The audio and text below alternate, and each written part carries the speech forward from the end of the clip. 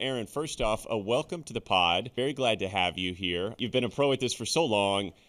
What anticipation are you feeling going into this season? I actually just opened up my email before I got on here and saw that we got our first kind of big email for week one of the season. We do a ton of prep heading into football season, and we do a ton of prep during it as well. I've enjoyed the time off. I'm gonna not love getting back on an airplane so much, but it's also great to be around the greatest and the most talented athletes in the world, and the best coaches and general managers and so forth. So whenever we get to see these guys, it's always like Happy New Year. So I'm looking forward to it. How do you stay so on top of everything here going into this season?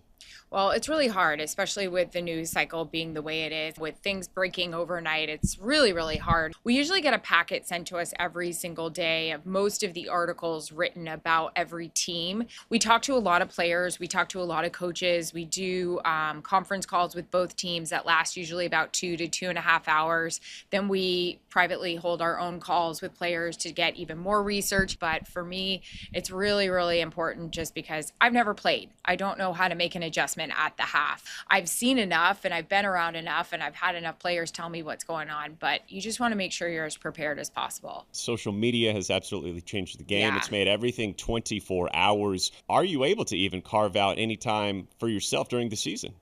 Well, you have to, right? I mean, I'm a new mom. I have a 2-year-old. I have a husband, a dog, a family. So, they deserve my attention as well because I am gone probably 3, sometimes 4 days out of the week. So you do have to be present. But I'm not going to lie, in the background is always either an NFL game or an NFL show just to keep us updated. Good news is my husband doesn't mind. There are certain storylines that already have emerged to some degree, even before an official snap has been played.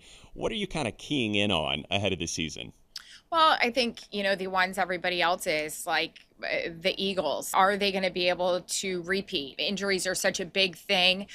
You want to keep Saquon Barkley upright. How is their defense going to build off what they did? They didn't lose much, and they did lose their offensive coordinator, so that'll be interesting to see how they do with that. Kansas City, always a big story. I saw shots of Patrick Mahomes in camp the other day. People always make comments about his body, which is ridiculous. The guy has results on the field, which people won't have. Getting over what happened in the Super Bowl. I was there. I've never seen the Chiefs' body language, vibe before. The Aaron Rodgers, storyline continues, and I'm excited. I felt so bad for Aaron about the way his very first game with New York took place.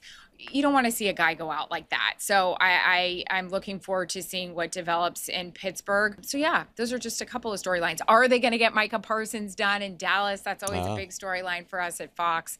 So yeah, just a few to name. You're going to be working alongside Tom Brady this year. Have you given him any tips as he begins this broadcasting career in his second season? No, I don't give the GOAT any tips. I ask him for tips of how I could have fantastic European vacations like he does. That's the tip I want.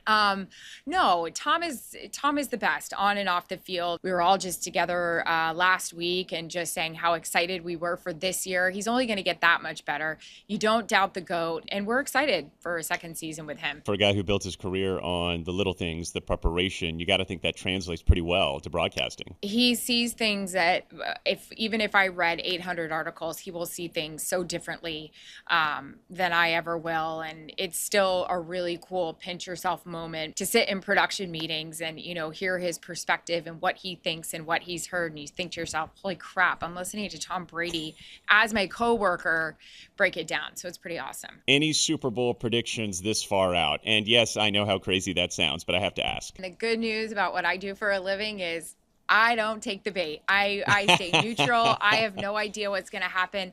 The NFL is the best reality show out there. No disrespect to Bravo or anything like that, but you never know what's going to happen every single day. It is a 24-hour news cycle every single day of the year. So no, I have no prediction because you don't know what the heck's going to happen.